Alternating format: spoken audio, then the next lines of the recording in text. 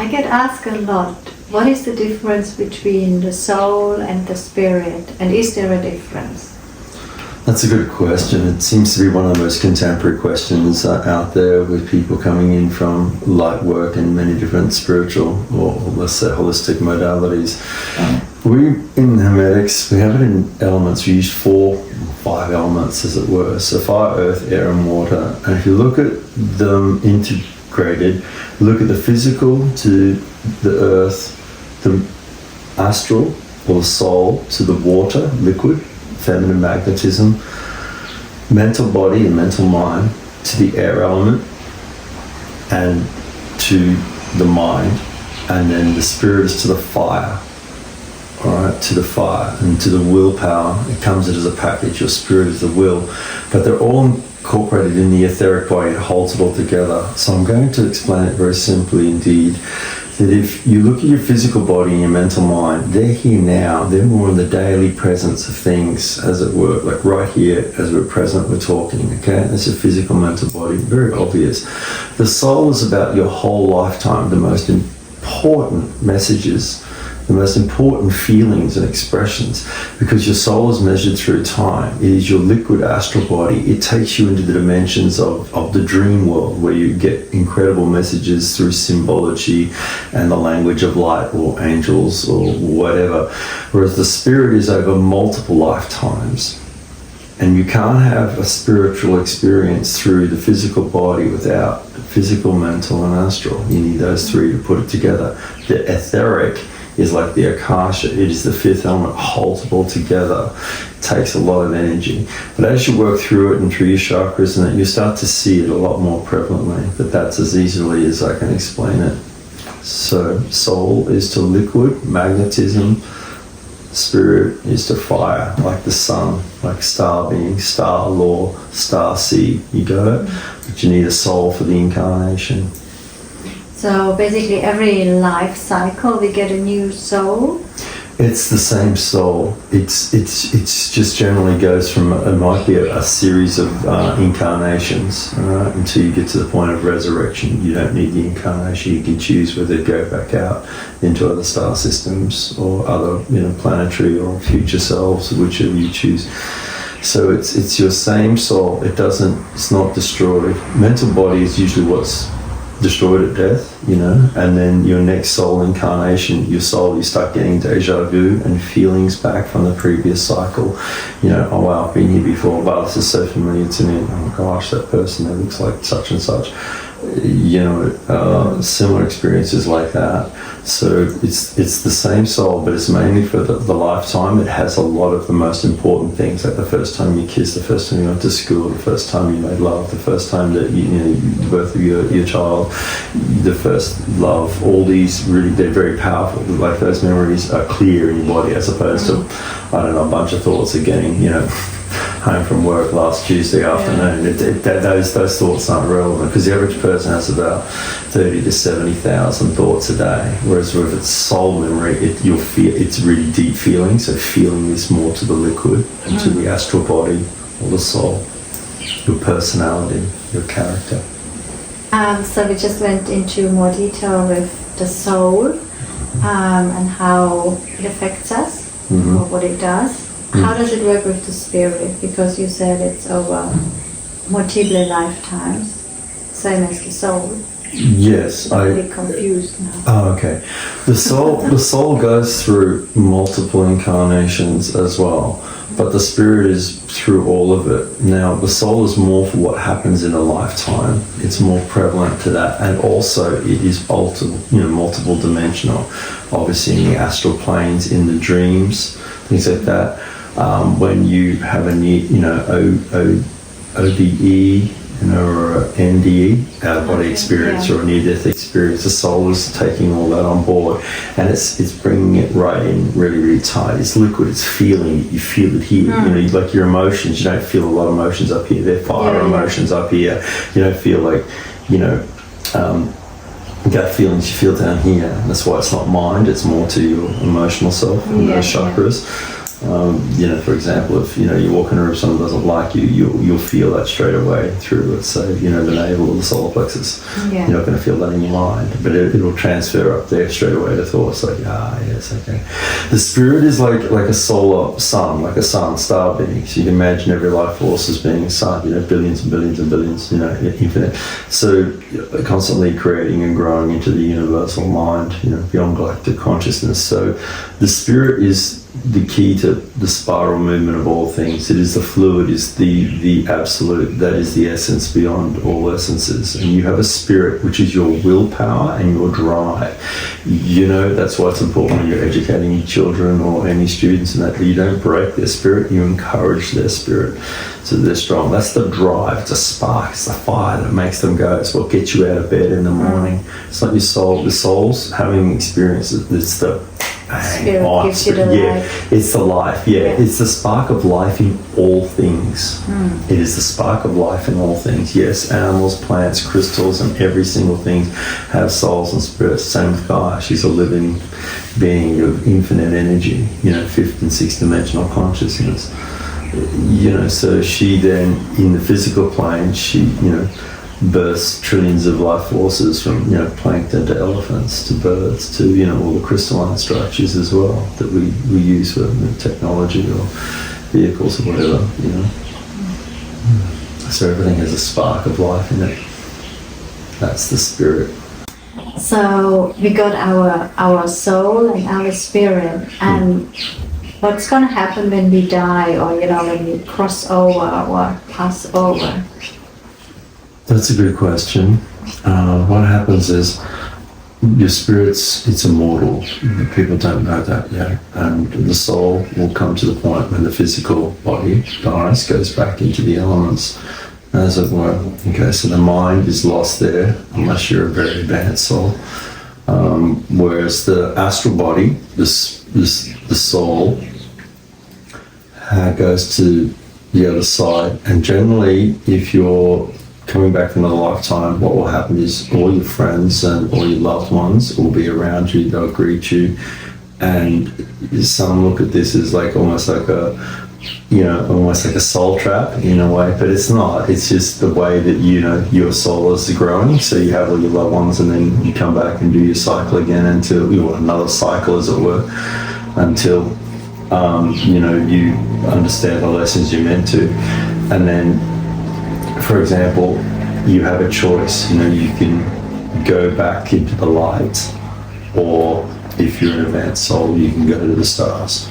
If you know how to navigate the stars, like star navigation, which is what Hermeticism is about, and all the advanced aspects of spiritual attunement. You're not afraid of death. It's a natural thing. So you're doing the resurrection. You can come back and teach or do whatever you need to do.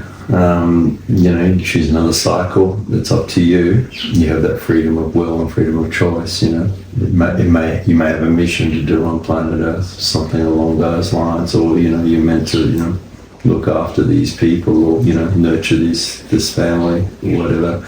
Because you can go male or female, it doesn't matter. So it's relevant for you when you go through. I do strongly suggest a book there by Dr. Michael Newton. He had done Journey of Souls and Destiny of Souls, and he was hardcore, I think, skeptic, and then he was doing hypnotherapy and regression, and he kept coming up, and then he literally got over thousands of cases of people talking life between lines. Yeah. Yes, exactly. Wow. Yeah, so when you break down and things like that, I recommend them, because once again, he's coming from a skeptic. He's not like New Age, he's old school. So I do recommend those books of Dr. Michael Newton. Yeah, so you have the opportunity to understand the life between lives, and it's an important thing of your lifetime, is understanding what death is about. Don't have a fear of it. Just respect it. Like how much you need to achieve in this cycle before your mission ends. The soul is there at the end of the cycle, and meeting, greeting, former loved ones and families, or whichever. Then the spirit is the ultimate arbiter. It's part of you saying, if you want to continue into the stars, the spirit's going to take you to the stars, sort of thing, where you're actually merging with other, star beings, highly advanced souls. You still have like an astral body because it's part of the movement aspect about it. That's why it's sometimes very hard to see a lot of interdimensional beings. They don't exist in this spectrum, this light spectrum that we call like visible light that we can see. Many beings exist beyond that, and also with their hearing as well. So, a dog hears beyond our frequency, and the same with a cat can see beyond our frequency. So this is what we're training ourselves with: clairvoyance and clairaudience and clairsentience, and that's where we advance our senses of our soul, mental and physical body. And our spirit needs this. It's all part of the learning process. So the soul is gathering information and life between lives for the spirit. The spirit eventually becomes a star being, like a sun. So the sun is like, it's just infinite life force. That's why there's so many sun gods in so many cultures. They just give life by infinite amounts of energy, through all the spectrum of life, from crystalline mineral structures through to the plant kingdom, the forests, and the oceans. You get the whole symbiotic aspect, with precipitation and rain, and millions of life forces there. So the sun's a constant. It's just constant. It doesn't matter about what scientists say it's going to blow up in 4 billion years. Like that matters in my frame of the world, and it does. It's nothing. And people try and measure time, but the time's measured by the sun. It's laps around the sun, and it becomes relevant to your own energy because of your own spirit is really present. So that's why we work on the soul and the spirit together, because the spirit's got the real power. It's a constant. It can achieve anything. However, it's limited by the emotional conditioning of one's soul and mind. The mind is very easily conditioned and programmed because of all the influences of media and outside influences, whereas the soul starts to know through repetitive training and awareness, like, I can do this, I can do this. I can wake up in my dreams. Oh my goodness, it doesn't end after death. It just keeps going. That's what you want. Otherwise, you'll find out that religions are there, with science there, the mainstream is there to confuse people and keep them trapped, because there are other beings and entities that feed off souls. That's what they do. And it's important that you learn this very, very quickly in your life, and then become a strong individual in your own, way, because that way you can help or teach or heal others that are relevant, because you've got access to phenomenal energy. So when you practice meditation or any spiritual modalities, you're literally reconnecting more to your soul, to your spirit, and to truth? Yeah. Is that what people would call spiritual awakening? Yeah, depending on the level of the meditation, you might start with your first meditation, which is silence, which is very, very good. Go to Vipassana retreats or something like that if you want to do that sort of thing, and sit in silence and do it their way. There are, of course, much more advanced techniques and things that you can use, or meditations and practices. Energy meditation, you build a lot of energy and you release it to create things, to manifest in your life as well. And there are different ways and practices that many holistic, health practitioners, use this as well. They'll build up energy, or they'll use clearing of energy, and then bringing in more light, or a particular type of light for a person if they're going through a certain, trauma, or they need a healing or something like that. So meditation practices, and obviously yoga and many other disciplines, are very, very helpful because they're training the body to look after itself, to regenerate and be sustainable. Through many different practices of the meditations, we go into much, much higher levels where we can access the energies of, huge, powerful planetary beings that, they're there. Using that as an example, also elemental spirits, what do they do, how they play a role in the functionality of our lives. It's an interesting journey, and one can use what's available. It's not that you need to go right out to the stars to do it. However, that's part of the bigger picture, and it's important people realise that. So meditation's there to calm, balance the soul, and then we get into the more advanced aspects of the elementary aspects. So you get a lot more strength and energy. So you're a lot more resilient to it, becoming very streetwise to how things work, as it were. I heard that there is something interesting happening with the soul and the spirit when two people get intimate. Yes, it's very, very powerful. You're talking like when two people orgasm or climax. They don't have to climax together, but in vicinity of each other. Yeah, the climax is when the soul and the spirit come together. Obviously, generally, what happens then is the soul enters, into the womb of the female, and you have life. It could be twins, could be triplets. It doesn't matter, but you're actually creating a torus vortex at orgasm. So where toroidal feels, the cells in our blood are torus, okay, four-dimensional. So they're like a sphere, looking like an apple or something, similar. If it's in nature, then you can trust it. So if you look at the dynamics of the orgasm, the climax is the soul and spirit.